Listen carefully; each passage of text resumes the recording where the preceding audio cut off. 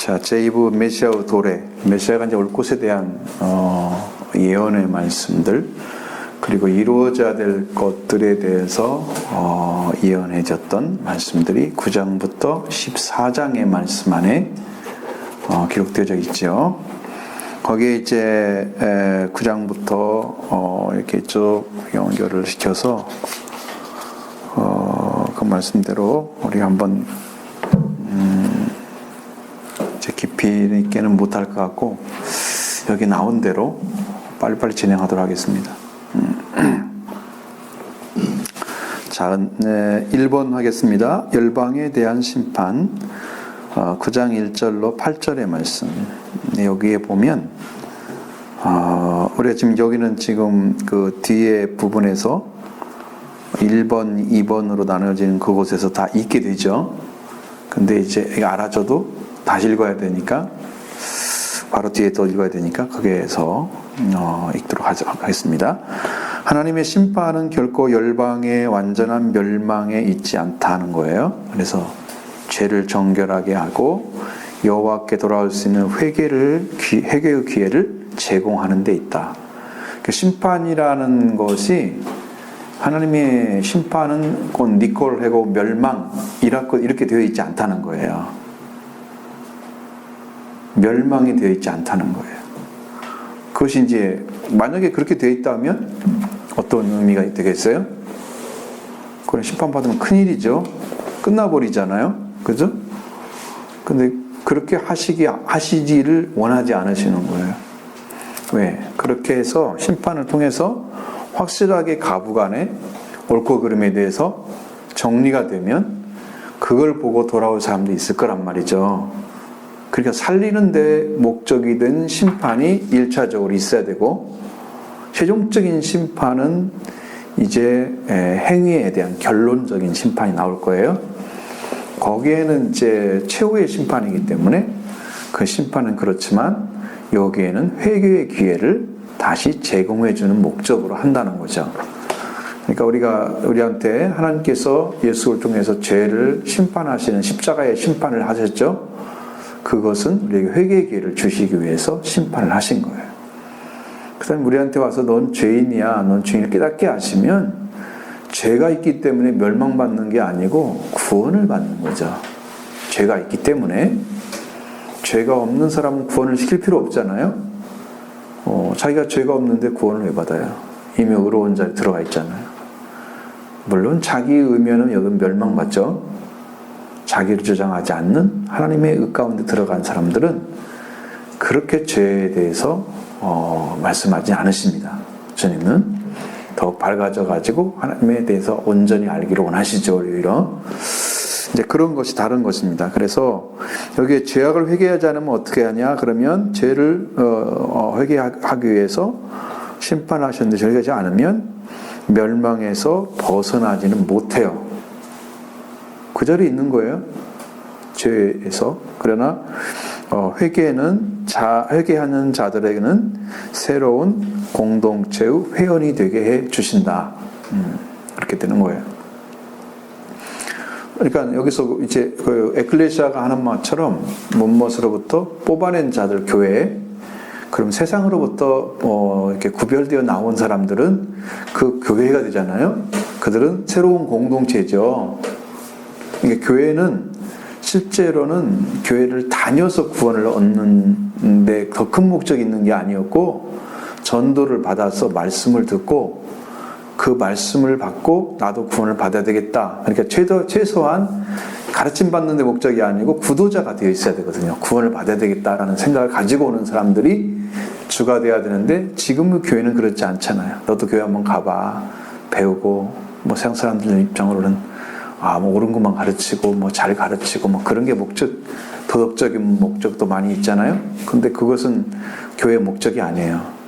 성경이 말하는 거기에는 벗어난 목적입니다. 새로운 공동체 회원이 되는 것은 세상과 구별된 자로 들어오기 때문에 되는 거예요. 그게 목적과 달라요. 지금 교회가 운영되는 것하고. 우리는 거기에 초점을 두고 나가기 때문에 더 선명하게 그걸 볼 수가 있습니다. 심판의 목적은 불순물을 제거하기 위해서 혹은 부정한 것을 깨끗하게 위해서 하는 이 정화의 과정이다. 그렇습니다. 그러니까 지금 더러운데 더러운 불순물이 끼워져 있는데 그것을 안 빼내고 그대로 살아가는 것에 대해서 주님이 정결하다 말씀하지 않아요. 왜? 내가 이제 구원을 받기 위해서 들어왔는데 죄 문제를 해결되지 않았다. 죄를 그대로 가지고 살면서 주님을 섬긴다. 그거 주님 원하지 않죠.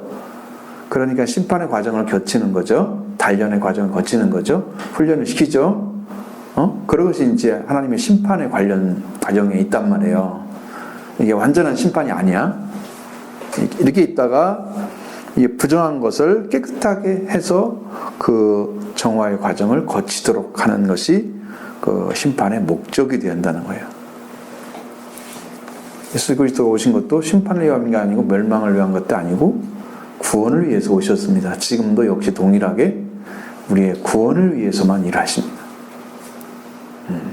그게 너무 완전하신 분이시죠. 하나님이시기 때문에. 자, 작은 1번. 알렉산더 대왕의 팔레스타인 북부 정복에 대한 말씀이 1절로 4절의 말씀에 기록되어 있습니다. 한번 보시죠. 여호와의 말씀이 하드락 땅에 내리며 다메섹에 머물리니 사람들과 이스라엘 온 지파의 눈이 여호와를 우러러 봄이니라. 그 접경은 하마테도 임하겠고 드로아 시돈에도 임하리니 그들은 매우 지혜로움이니라. 두루는 자기를 위하여 요새를 건축하며 그늘집같이 고물 거리에 진흙같이 쌓았도다. 주께서 그를 정복하시며 그의 권세를 바다에 쳐 넣으리니 그가 불에 삼켜질지라. 아멘. 자, 여기 작은 1번에서는 정복 예언에 대해서 말씀하시는데 이 하드락이라는 곳이 바로 그거예요. 수리아에 있는 곳이고 수리아의 수도가 다메섹이에요. 수리아에 있는, 그러니까 수리아는 옛날 말로 수리아, 지금 시리아라고 말을 하잖아요. 그럼 시리아 나라와 동일한 땅은 아니지만 그럼 국경이 계속 바뀌었잖아요. 여러분 전쟁을 통해서 계속 바뀌었죠. 그러니까 동일한, 여기서 이제 그런 얘기를 하고 있고, 그다음에 시리아의 수도가 하맛이에요. 다메섹, 하드락, 이게 다 어디에 속한 것입니까? 시리아에 속한 것이죠. 시리아. 그 다음에 팔레스타인 북부 도시가 어디예요? 두로와 시돈. 이것은 이스라엘의 부유한 해안 무역 도시입니다. 자, 여기 잘 보시면 지금 무엇을 말씀하려고 하는지. 자, 하드락, 다메섹, 하맛, 두로와 시돈은 오랫동안 주변 국가들로부터 존경을 받아왔다 그럽니다.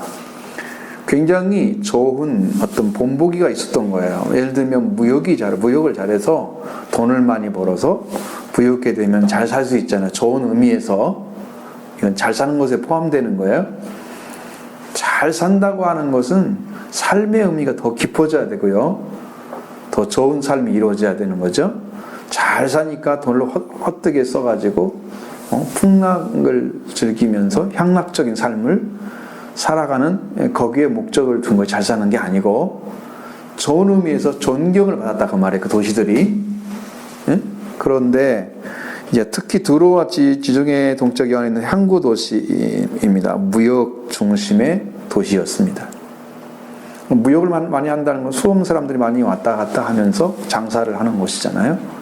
항구 도시, 무역 중심의 항구 도시인데, 이 도시에서 서로 동과 서가 서로 상품을 교환하는 위치에 있었기 때문에 국제 무역에 아주 엄청난 부를 축적할 수 있었던 곳이에요.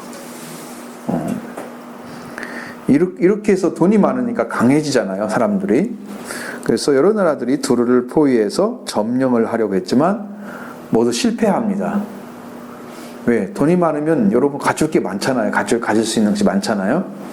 그렇게 해서 하나님께서 그렇게 될 것이라는데 예언대로 후에 알렉산더 대왕에 의해서 점령이 되는 거예요. 결국 망했다는 거예요. 이 예언의 말씀처럼.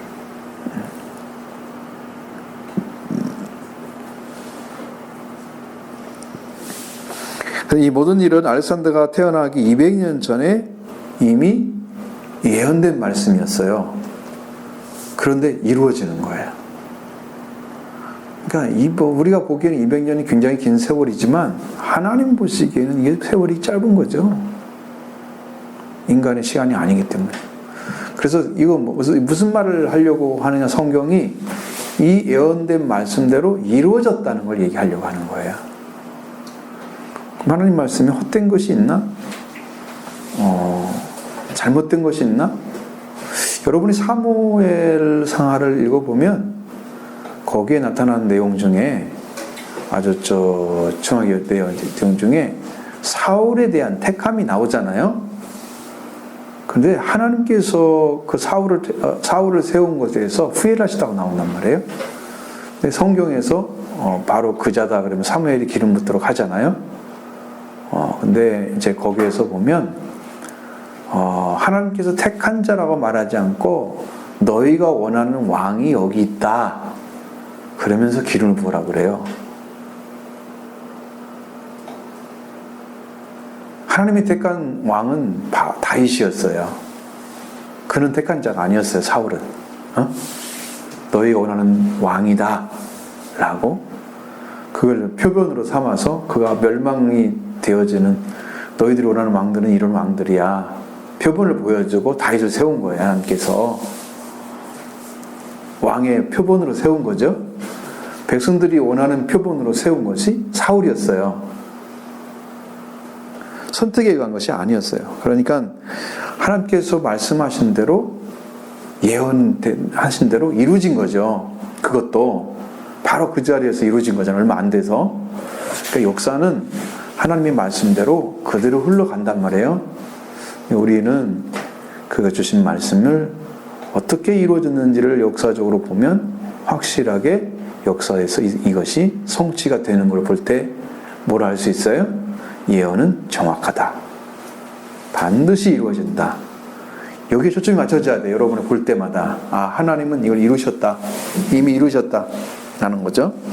자, 2번. 작은 2번에서 예언의 성취. 자, 알렉산더 대왕이 어떻게 나왔냐면 페르시아 왕이잖아요. 이게 나중에 페르시아 정복을 하죠. 그리고 그렇게 하면서 페르시아 정복이 끝나면서 이스라엘 북부 지방에 속해져 있었던 팔레스틴 그 지역을 정복을 하는 거예요. 차례대로. 그래서 견고한 성 두로와 시돈까지도 다 정복이 되었다는 거예요. 자, 두로와 시돈이 심판받아야 할 이유로 성경의 이제 내용들 중에서 이 도시의 특징이 그들의 지혜로움이었어요. 사람의 지혜로움은 어떻게 된다? 하나님에 의해서 멸망을 받는다는 거예요. 여러분도 우리 이제 누가복음에서도 보자면 이 세대의 자녀들은 빛의 아들들보다 지혜롭다 그러잖아요. 그 지혜로움은 이 세상에 대한 지혜로움이에요. 그것들은 망해요. 근데 빛의 아들들은 하나님께 대한 지혜로운 거야. 세상에서는 좀 둔하고 세상을 잘 모르죠. 깊이까지는.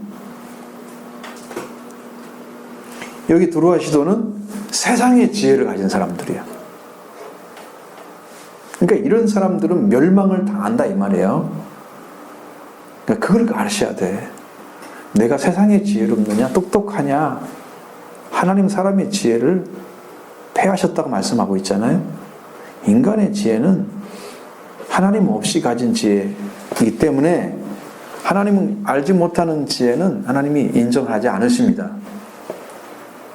그런 지혜를 가지고 부유를 만들어냈잖아요.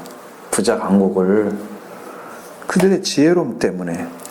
그리고 이제 이 지혜는 17절에 나오는 하나님의 축복에 대비돼서 어떻게 바뀌느냐면은 하나님을 두려워하지 않는 자로 바뀌어버려요. 인간의 지혜가 커져서 자기들이 원하는 대로 잘 이루어지고 그래서 불을 축적하게 되니까 나중에는 하나님을 두려워하지 않아요. 그래서 하나님이 멸망을 시키겠다고 했고 그 멸망이 실제로 이루어진 거예요.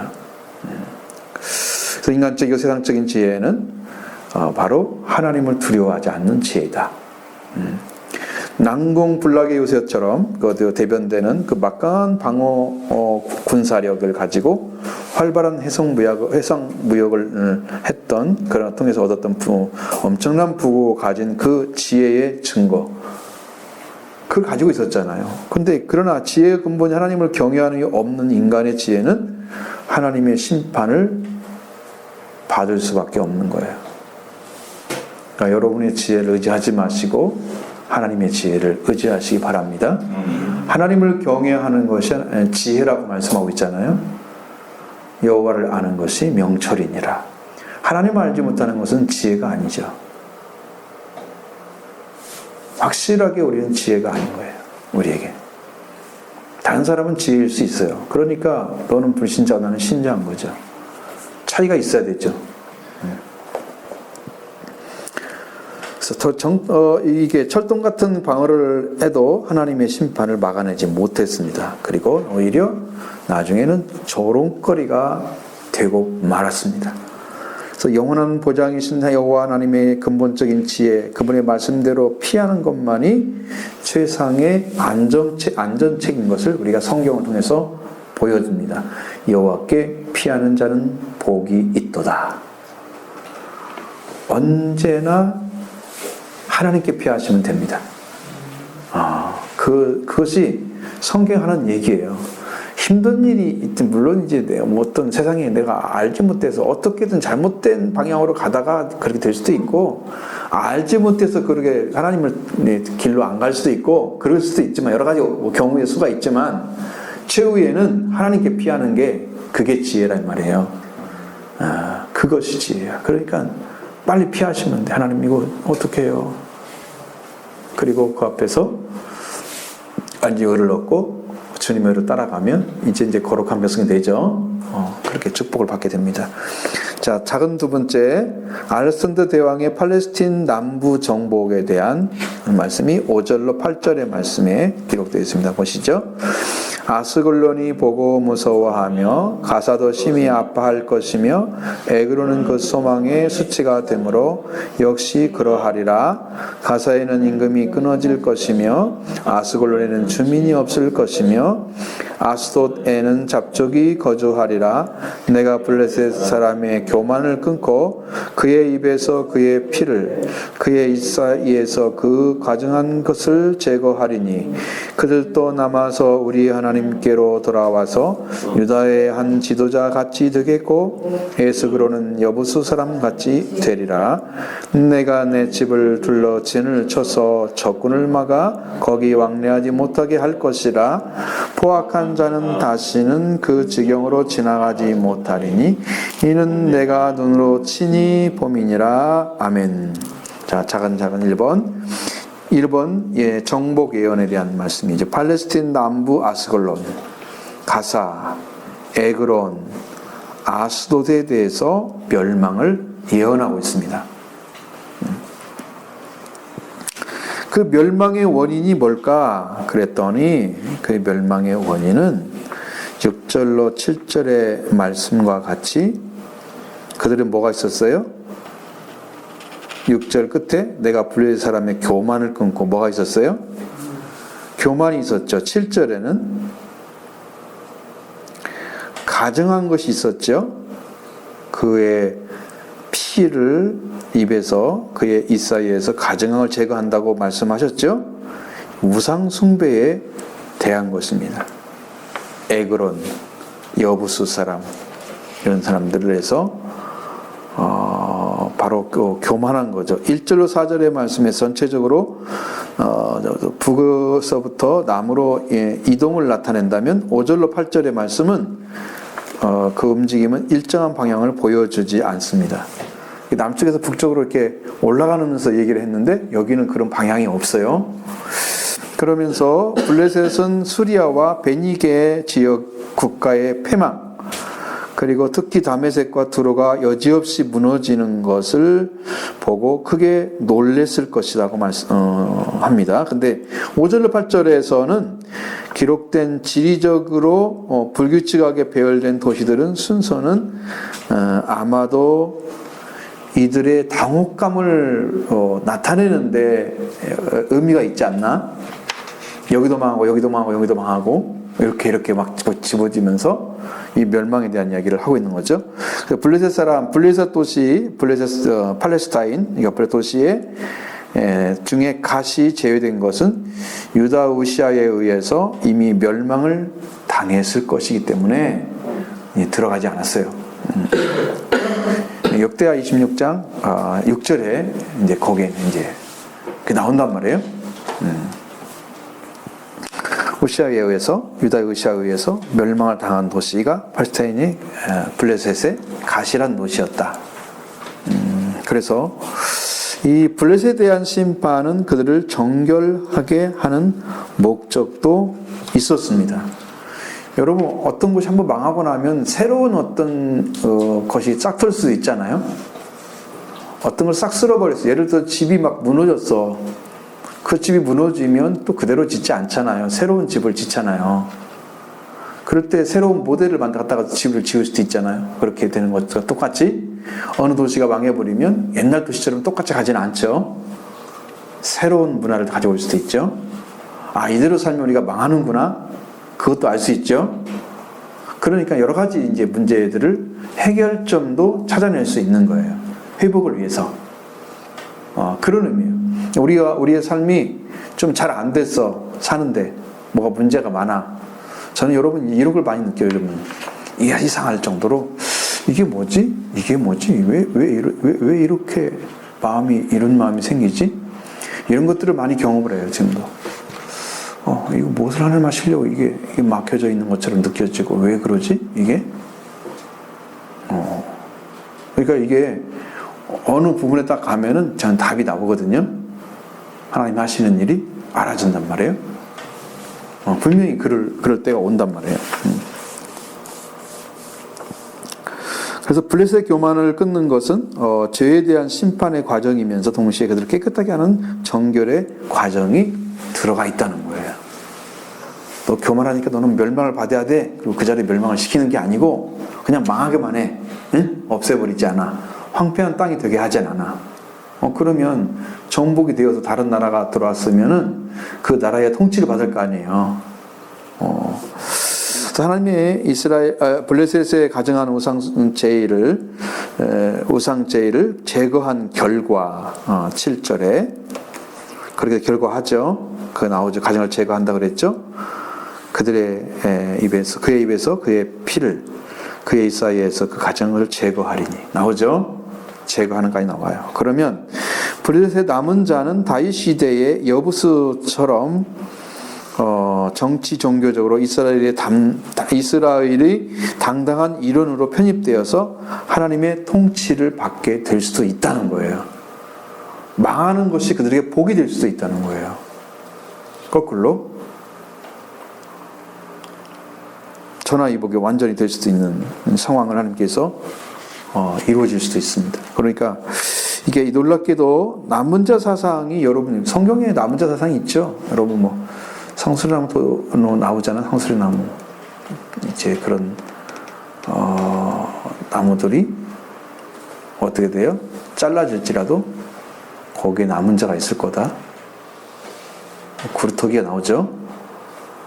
그 사상이 이스라엘의 사상이에요. 그러니까 이게 다 망해도 안 망한 사람이 있어.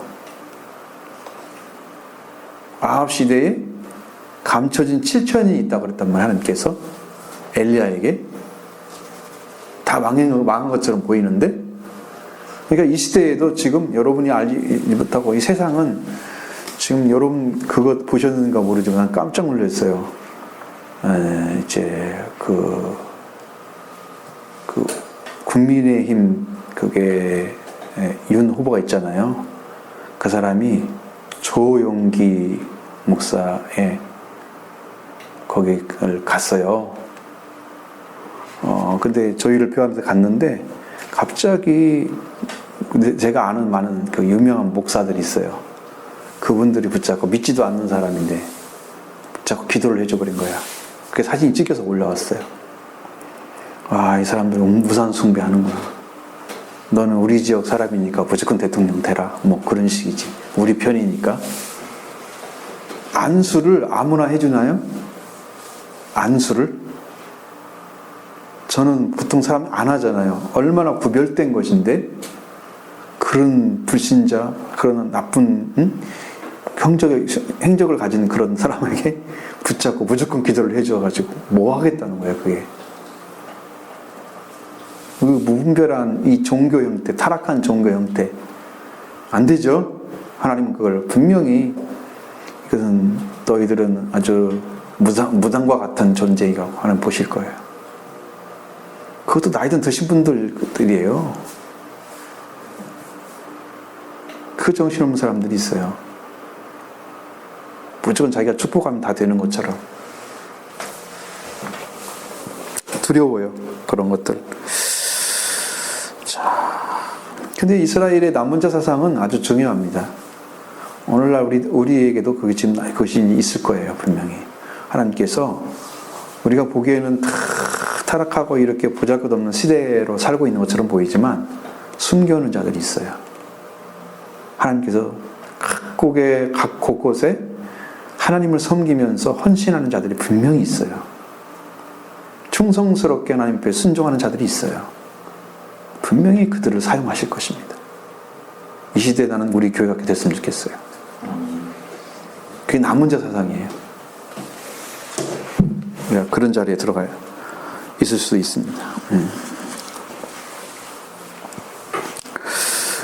자, 그래서 이제 하나님의 백성이 되어질 수도 있다. 우리도 이제 그런 관계도 있지만, 그래서 나가서 그들은 종교적으로 통합된 하나님의 백성이 될 수도 있습니다. 이렇게 이제 블레셋의 교만을 끊고 이렇게 하는 과정, 그래서 가정한 요상을 숭배하는 과정, 이런 과정을 통해서 하나님 백성이 될 수도 있다는 거예요. 그렇죠? 여기서 예루살렘에 보호하시면 8절에 대한 말씀이 있는데, 내 집을 돌로 둘러 진을 쳐서 내가 내 집을 둘러 진을 쳐서 적군을 막아, 이렇게 나와 있죠. 하나님이 어떻게 한다는 거예요? 하나님의 집을 막는다는 거예요. 1차적으로 성전, 이스라엘 성전을 막아주시고 나가서 예루살렘 도시와 유다의 주민들을 가리키고 있습니다. 자, 이 하나님이 둘러 진을 친 대상을 해할 자가 없습니다. 못 이기죠. 하나님은 이길 수가 없죠. 여러분, 게하시가 봤던, 엘리사를 통해서 게하시가 봤던 게 뭐예요?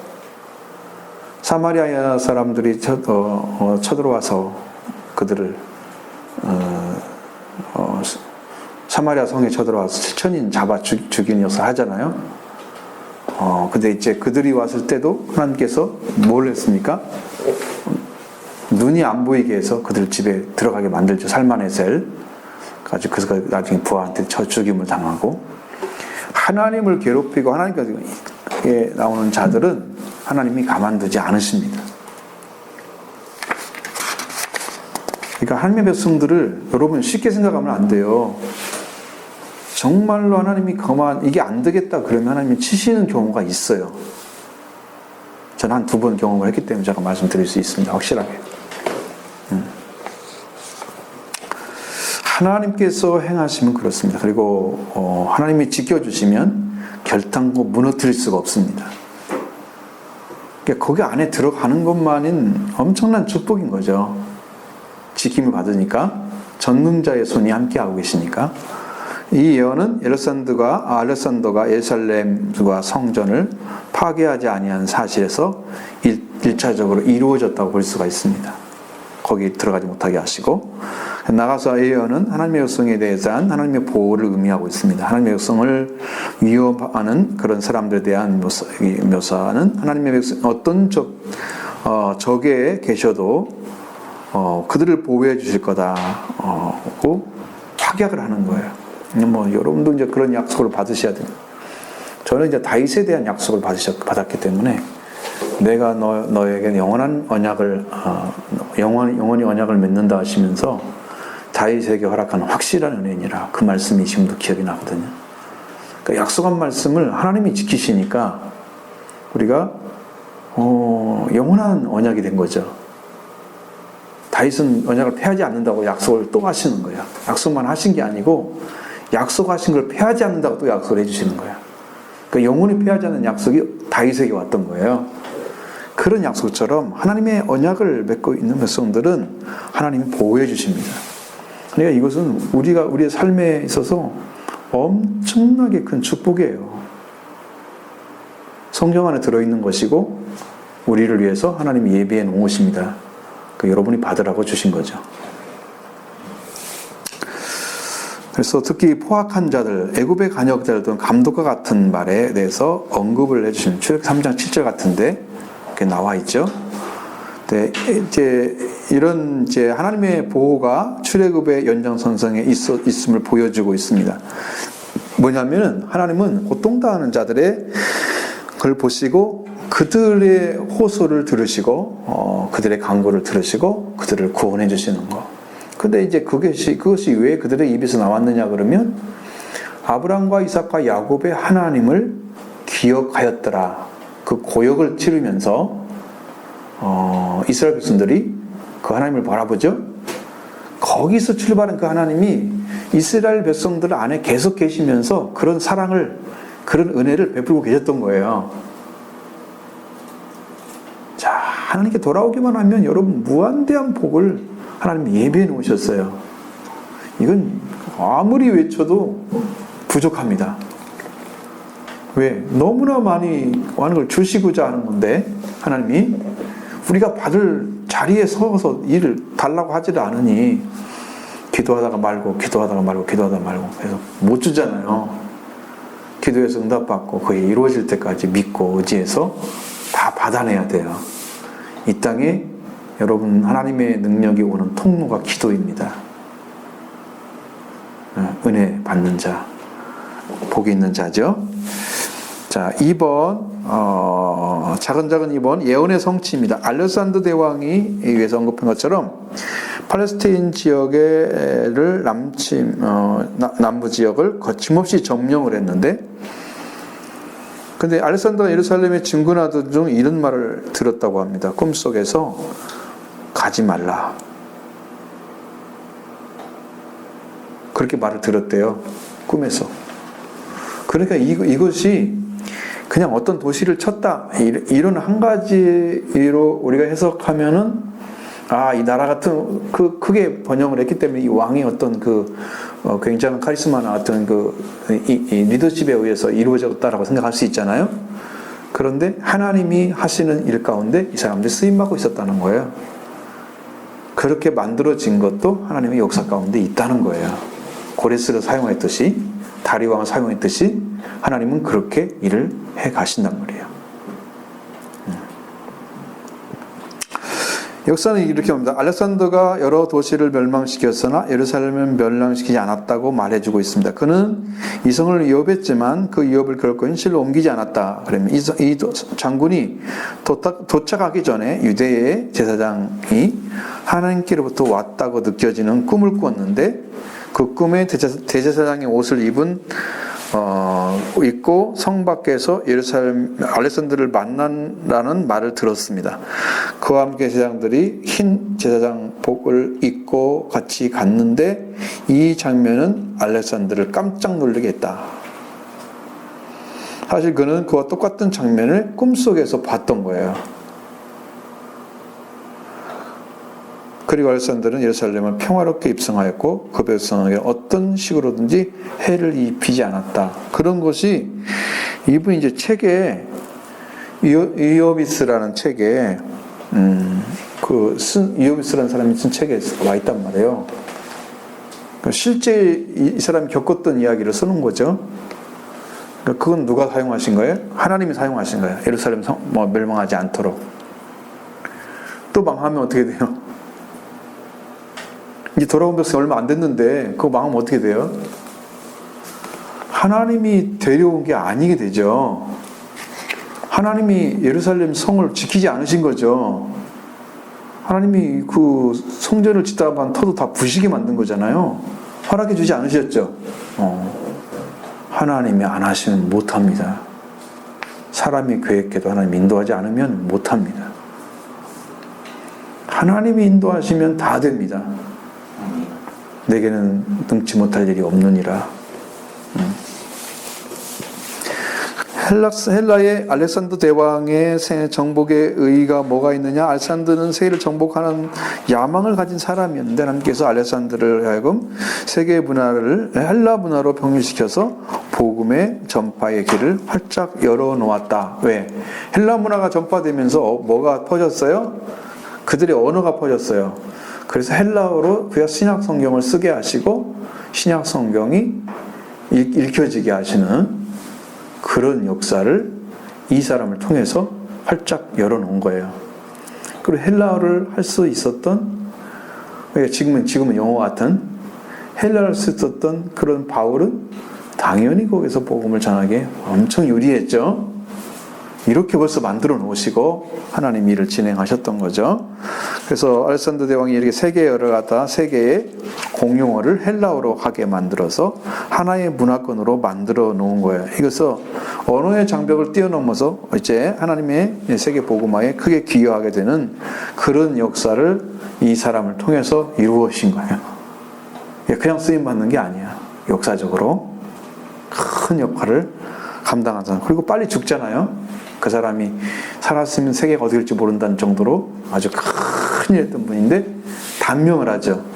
그런 거 볼 때는 하나님께서 준비한데 아주 놀라운 역사를 행하고 이제 그 사람 사용하고 이제 죽는 거죠. 왜? 그걸 다 사용할 필요가 없기 때문에 그런 거예요. 그분을.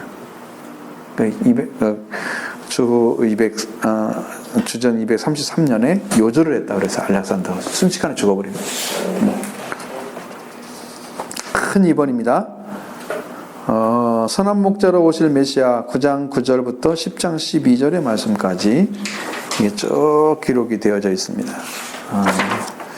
이 말씀이 이제 더 하도록 하고요.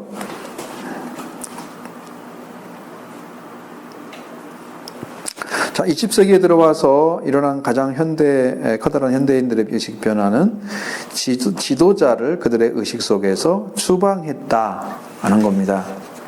예전에 지도자들은 어떤 급이었어요? 주인급이었죠. 우리나라도 뭐 대통령제를 하고 있잖아요. 민주주의는 이제 이제 지도자를 우리가 뽑아서 세워놓고 잘못하면 비판하고 이러잖아요. 그러니까 확실히 다르죠. 예전에는 그렇게 할 수 없었잖아요. 그 지도자가 좋든 나쁘든 무조건 그냥 따라가야 되는 그런 운명이었잖아요. 운명. 그 지도자를 다 이제 자기 의식 속에서 추방을 했다는 거예요. 그래서 지도자의 신화가 상실되는 거예요. 지도자의 어떤 지도력은 부분적으로 나타나요. 어떤 걸 잘했다 그러면 사람들이 그걸 따라가서 이렇게 해서 조금 나타나고 조금 들어. 그 사람이 원하는 대로 다 따라가지는 않아. 통제가 많이 어려워졌죠. 근데 매스미디어 발달 때문에 민주주의 발달도 지도자의 신화를 갖다가 상실하게 만들어. 지도자는 지도력만 있으면 안 돼. 말도 잘해야 돼요. 그렇죠? 언어의 언변이 아주 뛰어나면 또 그 사람을 통해서 또 대통령이 된 사람도 있어요. 영어 배웠던 사람들이 대통령이 된 사람도 있잖아요. 그것처럼 10절과 11절 사이에는 적어도 2000년간의 공백이 있는데 이 구절 안에 메시아와 그분에 관한 7가지 놀라운 진리가 담겨져 있다라고 말씀하고 있습니다. 자, 그러니까 9절로 10절을 한번 여러분 읽어보지 않았죠? 한번 읽어보겠습니다.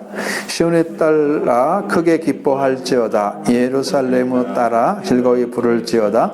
보라, 내 왕이 내게 임하나니 그는 공의로우시며 구원을 베푸시며 겸손하여 나귀를 타시나니 나귀의 작은 것 곧 나귀 새끼니라. 내가 에브라임의 병거와 예루살렘의 말을 끊겠고 전쟁하는 활도 끊으리니 그가 이방 사람에게 화평을 전할 것이요 그의 통치는 바다에서 바다까지 이르고 유브라데 강에서 땅 끝까지 이르리라. 아멘. 자, 이 말씀에서 7가지의 놀라운 그 진리가 담겨 있는 첫 번째는 거기 나오나요? 네. 아니면 이거 다 읽어주기 너무 힘들어. A번 같이 읽어볼까요? 메시아의 초림 예언이 정확히 연대해 있고 두 번째 오심 역시 구체적으로 성취될 것이다. 그러니까 이거 이제 여기에 입성하시는 예루살렘에 입성하시는 예수 그리스도에 대한 이야기 나오잖아요. 성경에 이걸 인용했단 말이에요. 이 말씀을. 이분이 이 여기에 기록된 메시아와 똑같이 일치하는 메시아인 것을 보여주는 거예요. 그러면 재림의 메시아도 확실히 올 것을 우리가 믿을 수가 있다는 거, 이제 그 이야기를 하고 있는 거예요. B번 보십니다. 메시아는 왕으로 통치하실 것이다. 현재는 하늘에서 통치하고 그러나 언젠가는 직접 이 땅을 다스릴 것이다. 아멘. 왜 그러냐면 메시아가 지금 통치하시기는 하시는데 보이지도록 하지 않으시잖아요. 왕처럼 나타나시도 않으시고 주의 정도를 통해서 혹은 제 성령 받은 자를 통해서 은혜 입은 사람을 통해서 일을 하시잖아요. 보이지가 않으시는 거예요. 지금은요. 왕으로 계시는데 그러나 현재는 하늘에서 통치하고 계십니다. 그리고 그 영을 통해서 통치하고 계시잖아요. 성령을 통해서. 그러나 이제 언젠가는 분명히 이 땅을 직접 오셔서 통치하실 것이다. 그게 이제 이 땅이 통치된다는 말은 이 지구에 있는 이 땅을 그대로 두고 통치하지는 않으세요. 재림하셨을 때는 새 천년이 천년왕국을 해야 되기 때문에 새 천년이 시작되는 때에 오실 거예요. 그럼 이 땅을 완전히 새로운 새하늘과 새 땅으로 예전 땅과 예전 하늘이 없어진 새로운 새 땅으로 만드시고 통치를 하시죠. 그리고 이제 새 하늘 새 예루살렘에 우리를 천년왕국에 들어가게 하시는 거죠. 자. C번 메시아는 성품이 공의로우시며 공평한 통치가 될 것이다. 아멘. 근데 우리도 이렇게 돼요. 공평해야 되죠. 공의로워야 돼요. 우리의 성품이 그렇게 바뀌어요. 사랑만 풍성한 게 아니고 공의로움이 있어야 돼요. 많은 분들은 이런 건 다 빼놓고 사랑만 받기를 원해요. 그러니까 올바른 자리에 돌아오질 않아요. 과잉 사랑이죠. 아이들이 버릇이 없어지죠.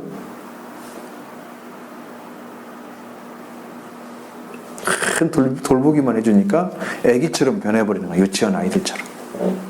스스로 서지를 안 하시는. 그 통치가 이루어질 거다.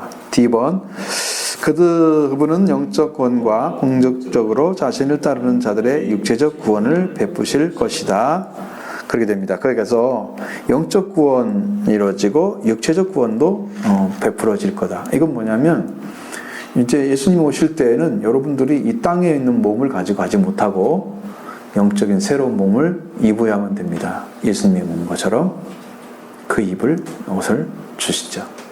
근데 지금 이제 여러분이 이제 이 속량을 받은 사람들 그리고 이제 몸의 속량만 이루는 게 아니고 이 죄의 속량은 이미 이루어졌고 그렇게 속량을 이루어진 사람들, 새로운 몸을 받은 사람들이 분명히 있어요.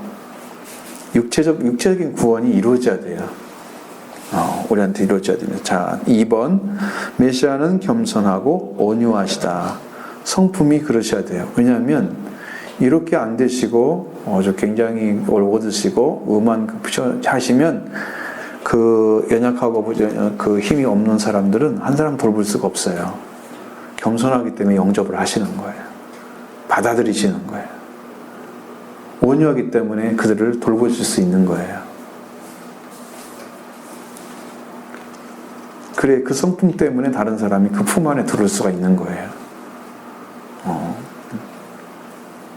F번, 그분의 통치는 온 우주에 미칠 것이다. 결국은 뭐냐면 이 통치가 메시아라는 사실만 보여준 게 아니고 이 메시아가 온 우주를 통치할 분인 것을 이제 메시아를 통해 나타내신 거죠. 나타내어 주신 거고. 자, G번, 그분은 전쟁을 종식시키고 세계 평화를 정착시킬 것이다. 자, 이러면은 이 세계 평화가 이루어진다면은 이제 지상의 땅에서 이루어지는 평화라고 하면은 여호와 증인의 같은 파라다이스가 만들어지겠죠. 지상낙원, 적지 않은 지상낙원이 만들어진다. 이 땅, 이런 땅이 아니에요. 이런 땅이면은 이게 지금 완전하게 성경이 말하고 있지 않은 얘기예요. 성경에 이제 베드로후서에도 그게 나와 있잖아요. 온 우주 이런데 것들은 다 불러 태우기 위해서 지금 예비되어 있다고 얘기하고 있습니다. 온 물질계가 다 그렇게 돼 있어요. 그러니까 이런 것들이 중심이 아니에요. 하나님은 창조할 때 어떻게 말하냐, 하나님의 능력 건설을 하신 거니까 우리가 그것이 파괴된다고 해서 우리한테 손해되거나 아무것도 그런 게 없어요. 뭐 이렇게 인간이 만드는 문화나 이런 것들 기술은 어떻게 해요? 이런 거 아무것도 아니에요. 영적인 세계에 들어갈 수가 없어요. 이거 가지고는요. 하나님과 관계가 없는 것들이에요. 그러니까 여러분 그런 것에 의해서 우리가 마음을 쓸 필요가 없는 거예요. 인간이 만든 것들은 사용만 할 뿐이에요. 우리가 이 땅에서 필요한 대로 그거예요. 이것이 뭐 최고가 돼야 되고 영혼이 있어야 되고 이런 건 아니에요. 이제 이렇게 될 것입니다. 자, 그 다음에 작은 1번, 선한 목자로서 오실 메시아의 작은 1번입니다. 메시아 초림 예언 9절로 12절의 말씀인데, 자, 1번, 작은 1번에서는 메시아 초림 예언. 초림이란 말 아시죠? 첫 번째 오심, 오심입니다. 자, 9절로 12절의 말씀까지 있는데, 여기는 이제 아까 읽었죠? 9절로 10절 읽었죠? 거기서 보면은 이 부분은 9절로 10절의 기도문 형태라고 얘기합니다. 근데 이 부분은 예루살렘에서 그 왕이 오시기 때문에 크게 노래하며 기뻐하며 외치라고 요청을 하죠. 그리고 그 다음에 그의 특성이 의롭고 승리하시는 분. 그러니까 이렇게 승리하셔서 누구를 줘요? 구원을 주시는 거죠. 그리고 겸손하다고 말씀하고 있죠. 그때 여호와께서 전쟁 무기를 끊으실 것이고 만민을 평화로 통치하실 것이다. 자, 원래는 하나님께 주님께서 오셔서 해야 될 일은 바로 이런 것이었을 거예요. 이 땅에서 전쟁 무기를 없애고 평화로운 나라를 만드시는 거.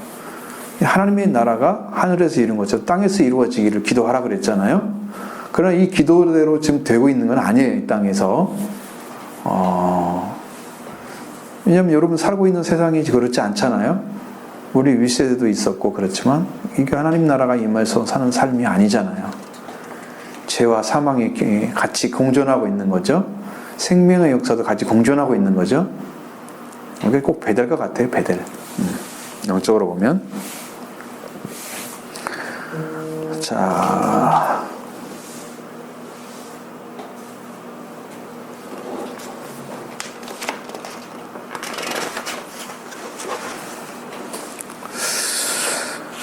공의로우시며 이 말씀 보면은 BC 516년에 스가랴 선지자는 메시아가 나귀를 타고 예루살렘 입성하시는 모습을 예언을 해요. 516년이에요. BC.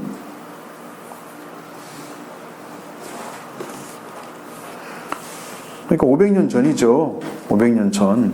500년이 훨씬 넘는 세월 전에 이 말씀을 예언합니다. 그는 공의로우시고 겸손한 나귀를 타시고 오래전부터 메시아의 상징으로서 오실 그 모델로서 많이 인용된 문구 성경이기도 합니다. 그 다음에 특히 이어진 부분에서 나귀 새끼에 대한 해석사님 많은 논란이 있었던 것입니다. 왜? 주석가들은 이 구절을 다시 4개로 나눠서 해석을 했기 때문에 하나씩 다르게 말을 하는 거죠. 자, 공의로우시며 구원을 베풀며 겸손하여 나귀들을 타나니, 이 4개의 부류인데 이 앞에 3가지 뒤에 1가지를 가능하게 한 사건이 하는 조건 이유가 되는데, 다시 말하면 공의롭고 구원을 베풀고 그리고 겸손하기 때문에 나귀를 탄다, 이렇게 해석을 한다는 거예요. 여러분도 한번 그렇게 읽어보시면 특히 겸손에 대한 이야기는 70인역에 보면 온유한으로 번역을 해놨어요. 불가타역, 이게 벌게이트라고 하잖아요. 라틴어 성경에서는 빈민으로 단어를 바꿔놨어요. 대인이라는 단어 썼어요. 자, 이런 호전적인 화려함이나 세속적인 위대성이나 전혀 반대되는 뜻으로 이해를 할 수 있다는 거죠. 이 겸손이라는 것이 온유로 하거나 빈민이란 말로 바꿔놨으니까 참 이해할 수 없죠. 그대로 이해하면 되는데, 이 번역하면서 단어를 어떻게 쓰느냐에 따라서 그 성경의 색깔이 바뀌어지는 거예요.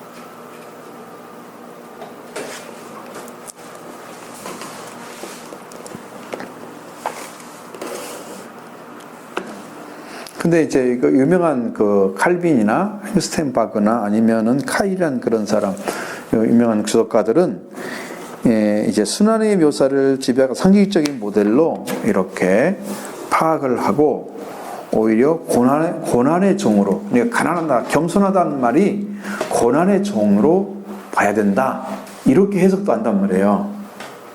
복잡하죠. 그 여러분들이 진짜 진리를 듣는다는 건 무척 어려운 거예요. 왜냐하면 성령의 역사가 아니면 이걸 확신 속에서 안전하기 때문에 누구는 이렇게 생각하고 누구는 이렇게 생각하고, 그러면 다 다르잖아요, 입장이. 그럼 어떤 게 옳은 거 모르죠? 헤매게 되는 겁니다.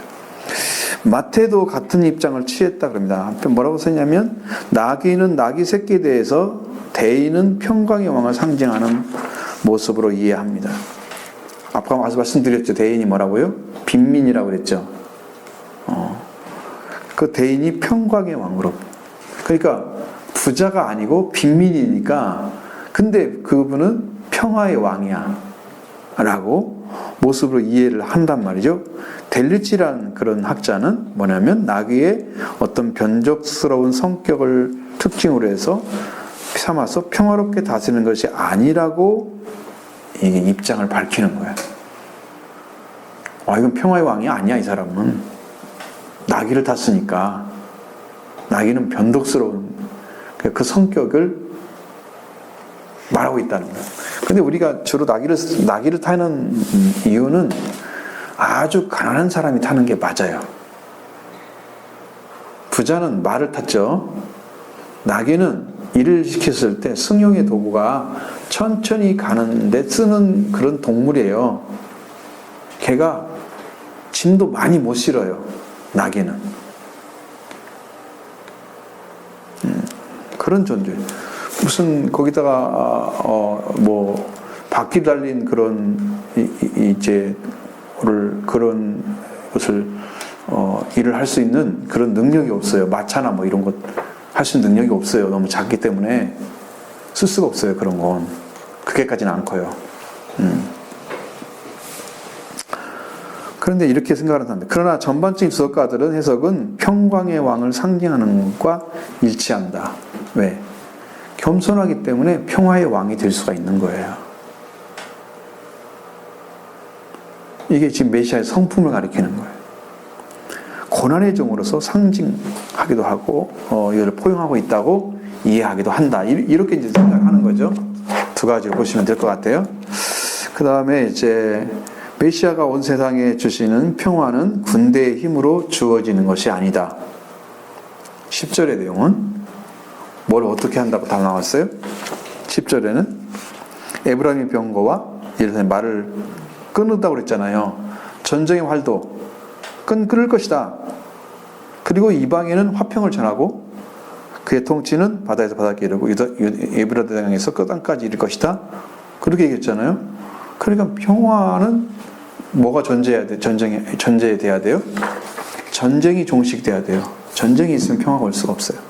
그러니까 그분은 그런 분이다. 평화의 군대의 힘으로 주어지는 게 아니다는 거죠. 평화가 예수님께서 이 나라에 속한 것이 아니라.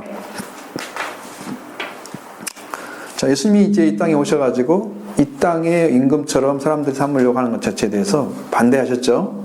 그리고 이 나라는 내 나라가 아니다. 이 세상에 내 나라는 이 세상에 속한 나라가 아니다라고 말했어요. 주님의 나라, 하나님의 왕국은 이 세상에 속한 왕국과 동일하지 않아요. 이 땅이 하나님 나라처럼 통치되기를 원하셨지만 하나님 나라는 아니죠. 이 땅이. 그래서 이제 그는 속박으로부터 구출된 모든 사람들의 마음과 삶을 다스리는 왕. 다시 말하면 여러분 죄의 속박이나 이 죄로부터 구속된 사람들을 다스리는 왕으로서 계시는 거지. 이 땅의 통치자 왕으로 군림하고 계시지는 않으셨어요. 한 번도 왕의 자리에 앉으신 적이 없으십니다. 주님은. 그래서 그는 자기 백성에 오히려 백성 마음에 거하려고 오셨고 화평을 주기 위해서 오셨습니다. 그래서 어디에 오시는 거예요? 사람의 마음에 오시는 거예요. 되게 마음은 심장에 있다고 그러잖아요. 심장. 마음 그러면 여기를 가리키죠. 이렇게 가르치죠. 이 메시아 통치는 병거와 병마와 화살을 제거하는 일입니다. 자, 대표되는 것이 뭐냐? 온갖 종류의 무기를 철저하게 파괴시키는 것이죠. 그들의 무장을 완전히 해제시킵니다. 싸움이 끝쳐버리는 거죠.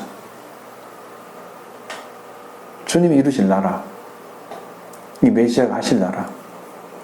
그때 평화의 왕 메시아가 열방에 평화를 선포하시면서 이 땅에 보편적인 평화가 확립될 거다. 그러니까 이게 지금 여기는 전쟁을 없애고 이것은요 재림의 왕을 지금 가리키는 거예요. 그런 의미적인 거예요. 여기는 지금 분명히 뭐 몇천 년 차이 난다 그랬잖아요. 앞에서 9절 10절에는 그죠? 지금 예수님 오셔가지고 지금 2000년이 됐단 말이에요. 거의 아직 2000년이 다 안 됐죠. 예수님 돌아가시고 승천하실 때까지는 오신 데는 2000년이 훨씬 넘었지만 그러면 거의 2000년 가까운 시기 동안에 예수님이 이 땅에 재림하실 거란 말이죠. 재림하시는 분명히 그때가 오죠. 그걸 다음에 통치하는 그 나라가 되게 하기 위해서 이 말씀 10절 말씀을 주신 거예요. 그리고 이 메시아 통치는 병거와 병마와 화살을 제거하는 일부터 대표되는 것처럼 온갖 종류의 무기를 철저하게 파괴해서 그들을 완전히 무장해제시킬 것입니다. 자, 우리 안에 10년 안에도 사람에 대한 그 대항하는 세력이 있어요. 공격권이 있어요. 이것이 어디서 오냐면 여러분이 성경에서 이제 이스라엘 백성들이 가나안 땅에 갔을 때 가나안 땅에 7 족속이 있었죠.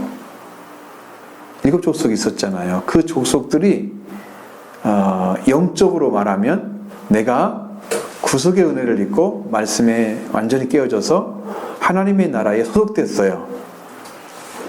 그래서 요단강을 건너서 가나안 땅에 들어갔는데 영적으로 거기에 7 족속이 있잖아요. 그러면 그 7 족속의 세력들은 바로 내가 살아왔던 삶이 내 자리 잡고서 이 땅을 내어주지 않는 거예요. 여러분이 주님의 뜻대로 살지 못하게 방해하는 존재가 바로 내 안에 존재하고 있어요. 7 족속이 존재하고 있어요. 그 성품들이 다 그것들이에요. 그래서 통치가 안 되는 거예요, 주님이. 이런 공격성, 화살, 이런 말, 기병, 병거, 병마, 화살, 이런 걸 싹 죽여야 돼요.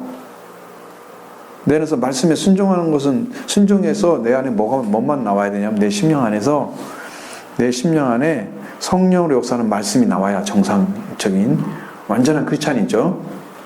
물론 뭐 바울처럼 될 수는 없죠. 그렇지만, 성경이 말한 대로 우리가 그렇게 되어야 되는 것을 인지하고 있어야 돼요, 우리도. 알고 있어야 된단 말이에요. 그러니까 그때 평화의 왕 메시아가 열방의 평화를 선포하면서 이 땅에 보편적인 평화가 확립이 되는데, 자, 11절의 말씀에는요, 언약의 피로 세상을 구원하신다고 약속해 놨습니다. 그러면 11절 보시죠. 또 너로 말할진대 네 언약의 피로 말미암아 내가 네 갇힌 자들을 물 없는 구덩이에서 놓았나니. 자, 우리들은요, 그리스도의 피로 인해서 하나님의 약속을 가진 사람들이다. 이제 이런 거예요. 여러분이 은혜가 생명수, 그러니까 보혈의 피, 생명수가 여러분한테 흘러내려오고 은혜가 내려오잖아요. 그 은혜를 딱 받았을 때 마음에서 영접하는 사람들, 이런 사람들이 구속함을 입어요.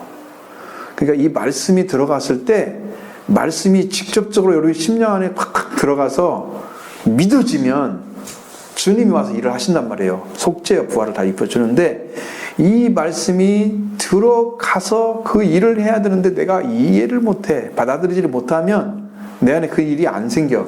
그런 일이. 그래서 아무 일도 안 벌어지는 상황처럼 내가 이해를 하고 있는 거지, 하나님은 이미 다 그걸 지금 내려주고 있어요. 지금도 내려주고 계세요. 동일하게 여러분의 속죄와 부활이 필요하기 때문이죠. 그걸 찾기를 원하시면 날마다 찾으셔야 돼요. 한 시간도 빼놓지 않고 계속 주는 그 은혜를 찾고 또 찾으셔야 됩니다.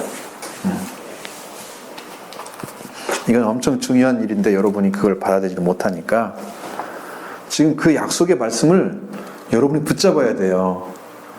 지금 이 순간에 여러분이 이걸 못 붙잡고 있으면 이게 지금 들어가는 길을 놓치고 있는 거예요. 기회인데 찬스를 놓치는 거예요.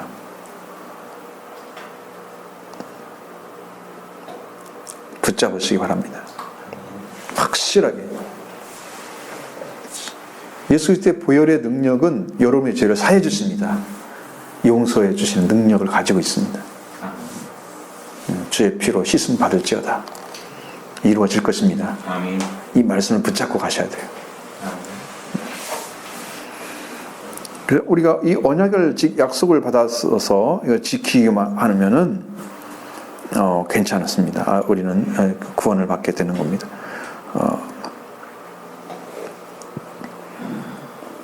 약속을 좀 어길 때도 있어요. 한 번씩. 그러면 이제 하나님께서 추정하시죠. 때로는 찾아와서 이건 아니다 말씀하실 때 빨리 돌이켜야죠. 하나님 제 잘못했어요. 용서해 주세요. 하나님 제 잘못했어요. 내가 마음에서 그 용서를 해달라는 마음이 어떻게 바뀌어야 때 하나님이 응답을 해주시냐면, 내가 진짜 죄인이라는 것을 인식이 되고 내 안에서 그 마음을 주님께 쓰려고 하는 마음으로 바뀌어졌을 때, 정말 주님을 사랑하는 마음으로 바뀌어졌을 때, 기도를 하면서 정말 주님이 그렇습니다라고 내 심령에서 동의할 정도로 확실하게 주님께 나를 드렸을 때 주님이 나를 받으시는 거예요.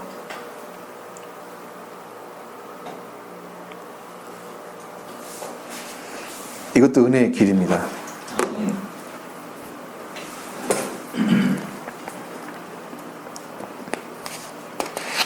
이번 하나님께서 그 은혜를 저한테 주셨어요. 그래서 제가 이제 영적으로 여기 처음에 왔을 때 주님이 주셨던 그 은혜를 다시 회복을 시키는 거예요. 깜짝 놀랐어요. 그 자리에 또 세워주셨어요. 여러분의 성령의 역사를 통해서 다시 회복되는 은혜를 놀라우게 베풀어 주실 것입니다. 하나님이 하신 거예요. 제가 돌아가는 길이 바로 그거였어요. 내 중심을 들였을 때 주님 나를 받으시는 걸 내가 봤어요. 내 심령 안에 느껴졌어요. 알아졌어요. 확신했어요. 나중에 딱 올리시는 걸 봤어요. 제가 그건 기도하는 시간에 올린 게 아니에요. 저 집에 있었어요. 그냥 앉아 있었어요. 자리에. 평상시처럼 TV도 보고 그랬죠. 똑같이. 그런데도 하나님 그 일을 하셨어요. 나와 상관이 없었어요. 주님이 하시는 일을. 엄청나게 올라왔어요. 지금. 그렇죠. 그러니까 이제 회복의 역사가 지금 우리 교회도 일어나게 될 것이라고 저는 확신합니다. 이 피는 영원한 언약의 영원한 유효성을 가리키고 있습니다. 이 피가 죽은 피라면은 영원한 언약이 안 돼요. 예수님의 피는 살아있는 피입니다. 지금도 그 피의 능력, 그 권세는 지금도 유효합니다. 처음 흘렸던 그 부혈이 지금도 살아있습니다. 죽으셨던 분이 다시 사셨어요. 그래서 그 피 흘린 그 피가 지금도 유효합니다. 피 흘린 분이 죽으셔서 돌아가셔서 영원히 살지 않았으면 그 피가 죽어버렸을 겁니다. 근데 우리가 사도행전에서 읽다시피 예수님에 대한 복음 전파는 보혈의 능력을 증거하시는 거였죠. 속죄와 부활을 전하고 예수가 그리스도인 것을 증거하는 거였어요. 부활이 중심이지만 속죄가 들어갔습니다.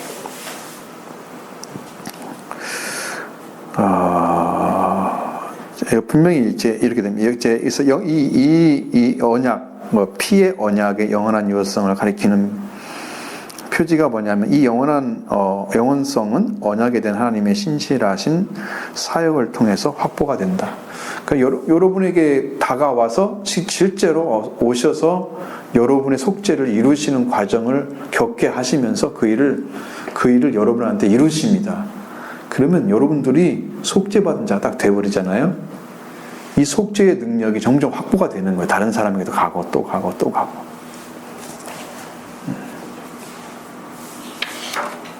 속죄받은 자를 통해서 속죄가 오게 됩니다. 속죄받은 은혜, 바울이 받았던 바울을 통해서 오시는 거죠.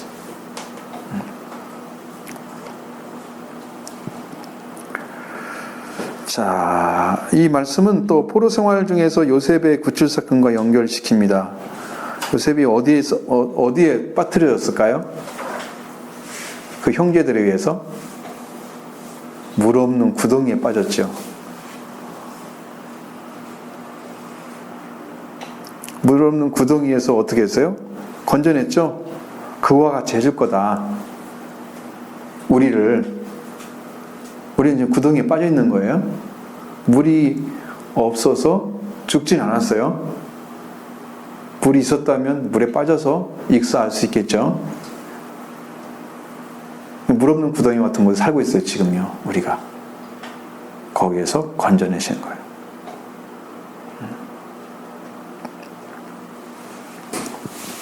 그래서 예수님의 피가 여러분이 이러한 범죄자에게서 버림받은 사람인 요셉을 건져내는 것처럼 여러분을 해방시켜주는 구원의 행동을 한 것처럼, 요셉이 나온 것처럼 하나님도 여러분을 구원해 내실 것입니다. 그게 피의 능력입니다. 그리고 포로된 자가 기억할 것은 이런 그들이 해방을 위해서 순종이 요청된다는 거예요. 여러분을 씻음받은 자에게 충성을 하셔야 됩니다. 그럼 율법에서 해방되고 부활되신 예수 그리스도에게 장가드는 자가 되는 거죠. 시집가는 거죠. 그분에게 가서 완전한 열매가 맺어지는 것이 이제 여러분이 거듭남인 거예요.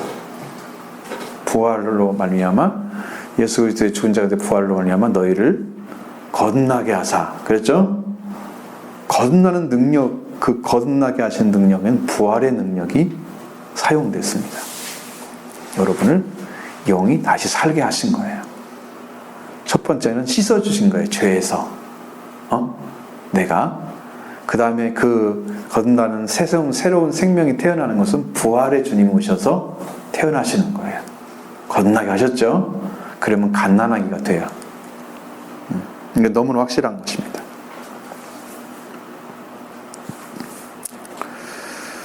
그래서 이 소망을 잃지 않는 포로들은 요새인 예루살렘 또는 여호와께로 돌아와야 되는 거죠. 왜? 하나님께서 어디 계신 곳을 돌아와야 살 수가 있죠. 하나님과 돌아오지 않으면 죽게 되는 겁니다. 그래서 그때 이들은 해방자이신 하나님에 의해서 구원을 받고 하나님의 배나 갚아주심을 받아서 완전하게 회복을 누리게 될 것이다. 왜? 여러분, 하나님께 구원받으려고 하면 어디로 와야 돼요? 우리 현재는 교회로 와야 하잖아요. 그와 같은 거예요. 그 당시에는 어디로 가야 돼요? 예루살렘으로 가야 돼요. 그래서 내가 예루살렘에 가는 거죠.